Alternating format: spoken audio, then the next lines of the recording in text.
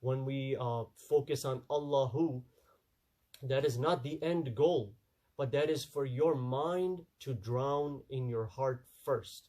When your mind starts to descend into your heart, now the heart is not the finality. This is where you have fixed your center point, bringing yourself towards the condition of oneness with God unity. So you are going towards that direction. It is not the final goal. Now, when a seeker reaches this level, he starts to become disgusted. So much so, he becomes disgusted of everything other than Allah. He loves only Allah, turning away from everyone. He turns away from everyone.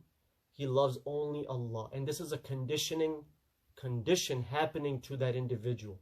It's happening. That condition is happening to that person. He is obsessed with the intense passion of divine love, as we also call ishq. He is obsessed with the intense passion of divine love and is aggrieved day and night due to the pain of this love. His ego is dead. Hazrat Abraham, but Adam said, "The divine beloved is not pleased with you unless you sacrifice all your worldly relations and get detached from your loved ones, considering your sons as orphans and wives as widows.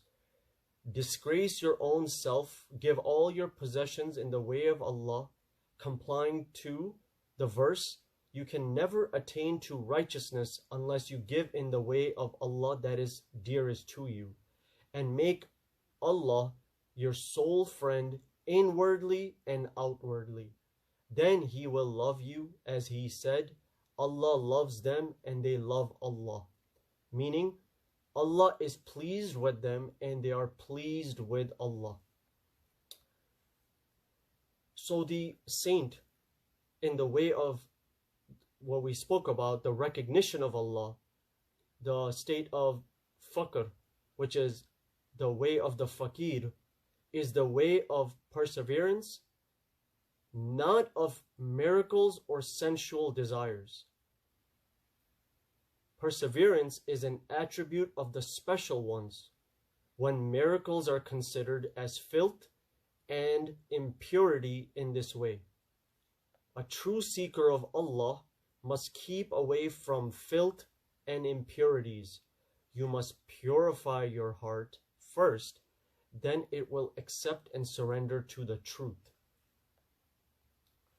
Those who submit their lives before the will of Allah are blessed with a new life every moment from the invisible. The Holy Prophet ﷺ has said, "Angels do not enter the house where a dog is kept." What does this mean? Angels do not enter the house where a dog is kept. Heart is like a house. Heart is like a house. And the zikr, the remembrance of Allah, remembrance of God, is like an angel, while the ego is like a dog. Allah does not bless the heart with His attention, which is filled with the sensual desires of ego, darkness of satanic distractions, and the filth of worldly love. The heart which is deprived of the kind attention of Allah becomes dark. The heart which is deprived of the kind attention of Allah becomes dark, deprived and full of envy, greed, and arrogance. Due to envy, Cain killed Abel. Due to greed, Adam ate the grain of wheat, which was forbidden by Allah, and was exiled from the heaven, while arrogance of Satan took him to the cursed levels. Hence, the heart which is obsessed by sensual desire is an adobe of greed, envy, and arrogance. It is always worried for the contemptible worldly gains.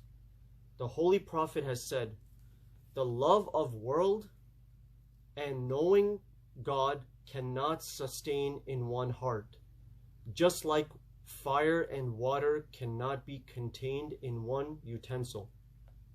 Meaning, your tongue is reciting the name of Allah. It's busy in remembrance. You are busy in meditation, while your heart is attentive towards worldly possessions. So take a moment and understand, if your tongue is reciting the name of Allah while your heart is attentive towards worldly possessions, how can